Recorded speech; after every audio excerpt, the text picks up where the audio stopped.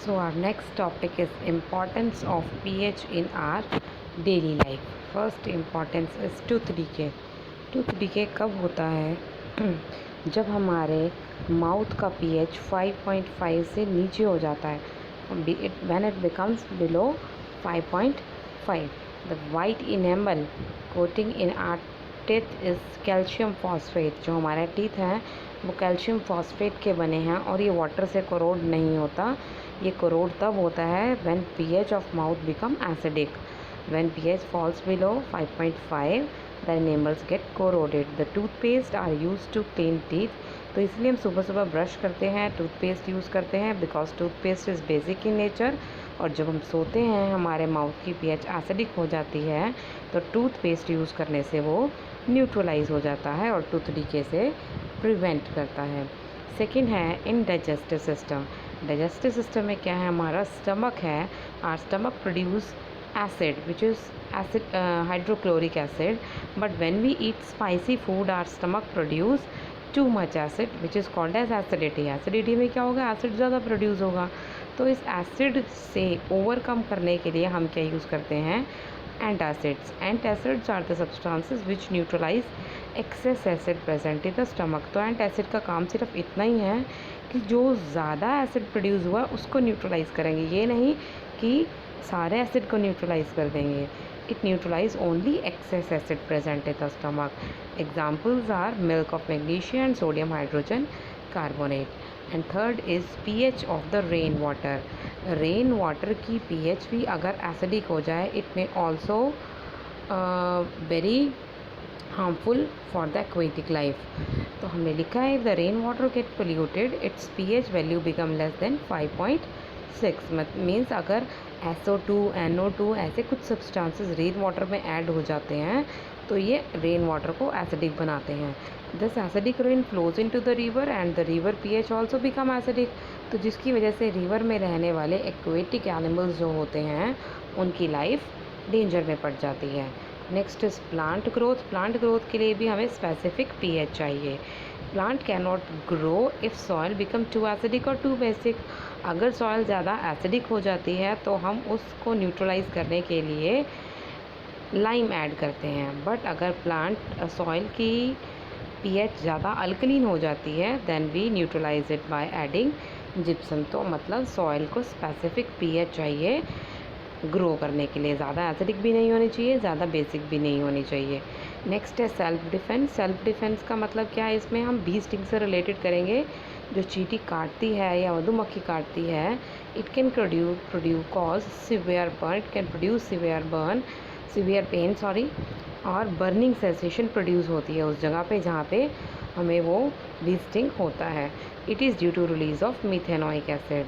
और इसको हम न्यूट्रलाइज कैसे कर सकते हैं? जिस स्पॉट पर हमें बी स्टिंग हुआ है उस स्पॉट पर अगर आप बेकिंग सोडा अप्लाई कर दो तो ये दर्द कम करता है और उस जगह पर स्वेलिंग भी नहीं होती. तो ये होता है सेल्फ डिफेंस. खुद को बचाने के लिए भी हम न्यूट्रलाइजेशन मेथड का यूज़ करते हैं.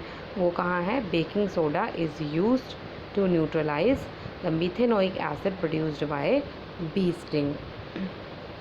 Next is chemicals from common salt. पहली बात हम कॉमन सॉल्ट ही बता देते हैं क्या होता है. Common salt is sodium chloride that is NaCl. कैसे प्रोड्यूस होता है? When sodium hydroxide react with HCl. NaOH react with HCl.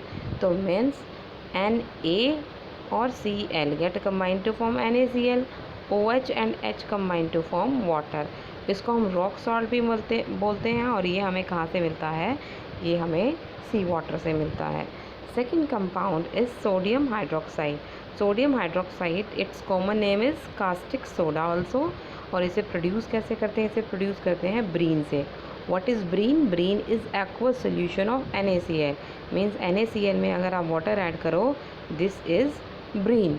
तो हम कह रहे हैं अगर aqueous solution of NaCl लिया जाए, ब्रीन लिया जाए, ब्रीन में से इलेक्ट्रिसिटी पास करो तो आप देखो यहाँ से NaCl H2O ब्रीन से इलेक्ट्रिसिटी पास की then it produce NaOH H2 and Cl2. अब हमने लिखा हुआ है कि इस प्रोसेस को हम क्लोर अल्कली प्रोसेस भी बोलते हैं. क्लोर क्लोरीन के लिए है अल्कली सोडियम हाइड्रोक्साइड के लिए है।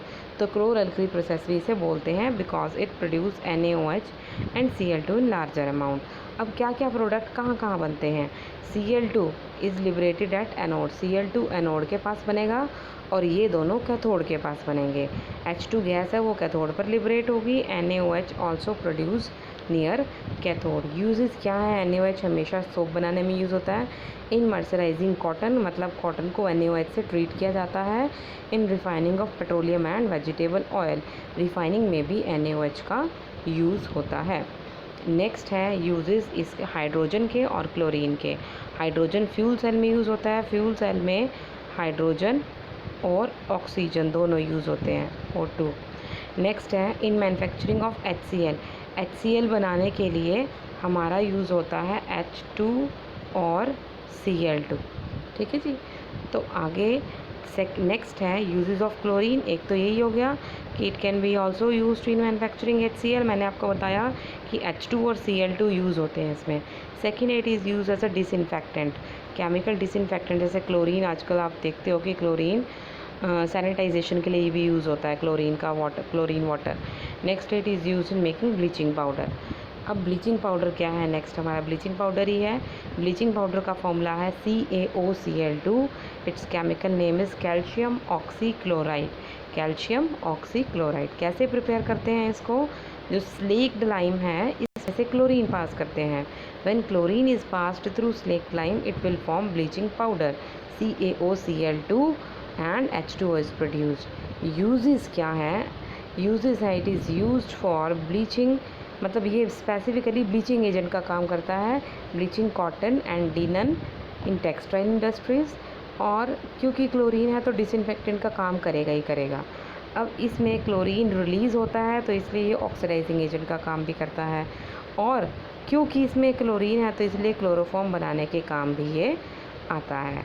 अगर आप इसकी रिएक्शन को ध्यान से देखो तो CaCl2 और 1 ऑक्सीजन हम यहाँ से लें तो ये बनेगा CaOCl2। और इसके अलावा there are 2 hydrogen and 1 oxygen left, तो ये बनाएंगे H2O। तो हम कह रहे हैं CaOCl2 बन गया and the rest is 2 hydrogen and 1 oxygen will form water. And this was all about sodium hydroxide and bleaching powder.